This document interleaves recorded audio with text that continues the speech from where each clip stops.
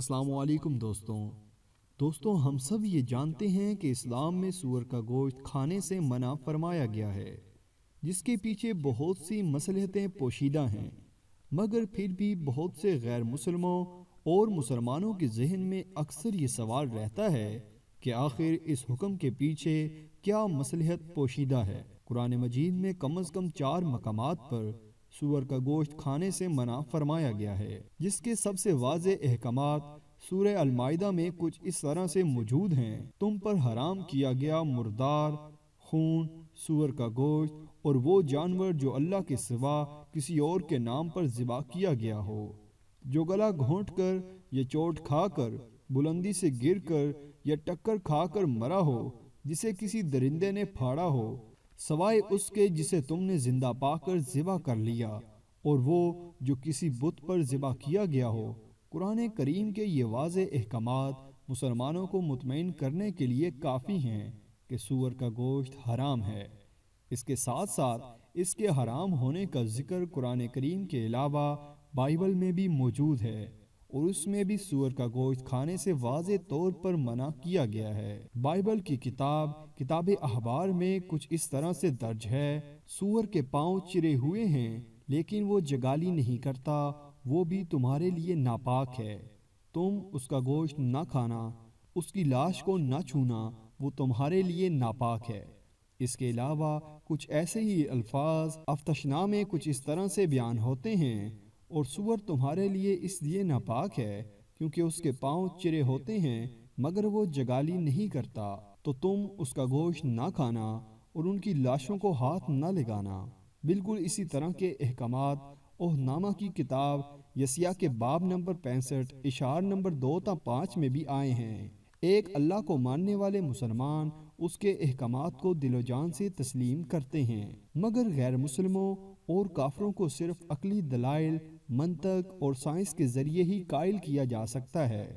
لہٰذا آئیے چلتے ہیں سور کے گوشت پر ہونے والی حالیہ سائنسی دریافتوں کے نتائج پر، جو آج ہمیں یہ بتاتی ہیں کہ سور کا گوشت کھانے سے کم از کم 70 قسم کی بیماریاں لاحق ہو سکتی ہیں۔ ایک عام انسان کے پیٹ میں کئی طرح کے کیڑے ہوتے ہیں، مثلاً لونگ ورم، پن ورم، ہک ورم وغیرہ۔ ان میں سے ایک پیٹ کا کیڑا ایسا ہے جو سب سے زیادہ خطرناک ہے، اسے ٹینیا سولم بھی کہا جاتا ہے، جو عام زبان میں ٹیپ ورم بھی کہلاتا ہے۔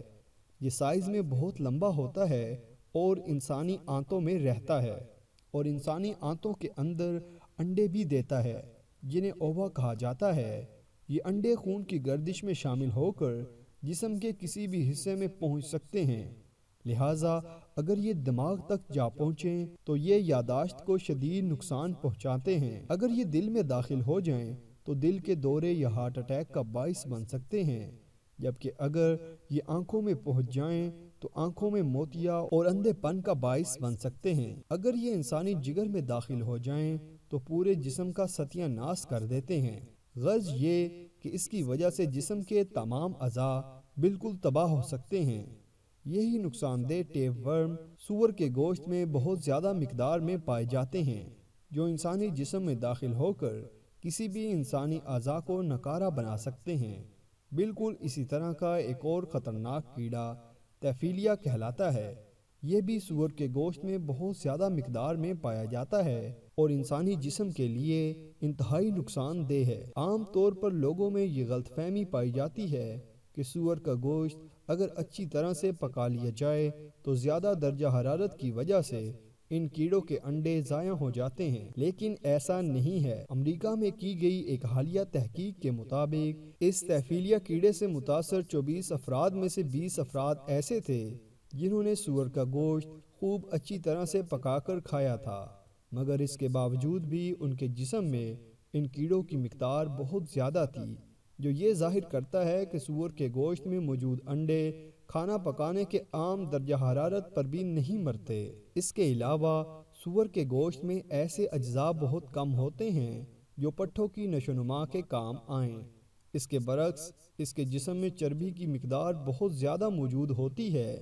یہ چربی خون کی نالیوں میں جمع ہوتی رہتی ہے اور آخرکار شدید ذہنی دباؤ، ہائپر ٹینشن اور دل کے دورے کی وجہ بن سکتی ہے۔ لہٰذا آپ کو یہ جان کر حیرت نہیں ہوگی کہ 50% سے بھی زیادہ امریکیوں کو ہائپر ٹینشن کا مرض لاحق ہے۔ سور دنیا کے غلیظ ترین جانوروں میں سے ایک ہے۔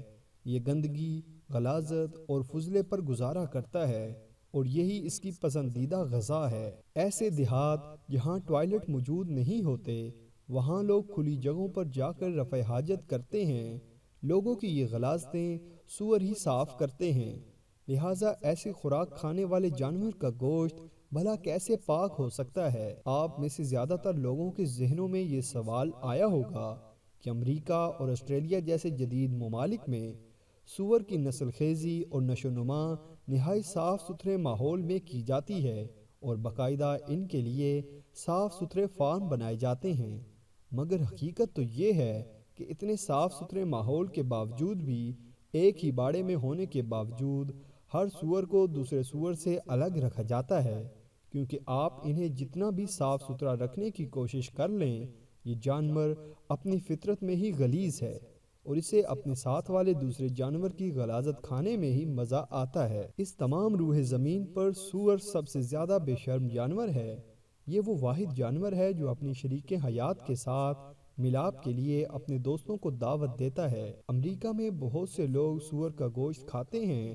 ڈانس اور شراب کی محفلوں کے بعد وہ اپنی بیویوں کو آپس میں بدل لیتے ہیں، یعنی وہ کہتے ہیں کہ تم میری بیوی کے ساتھ سو جاؤ اور میں تمہاری بیوی کے ساتھ سو جاتا ہوں، جو یہ ثابت کرتا ہے کہ اگر آپ سور کا گوشت کھائیں گے تو آپ بھی سور کی طرح ہی برتاؤ کرنے لگیں گے۔ تو دوستوں، یہ تھی ہماری آج کی ویڈیو۔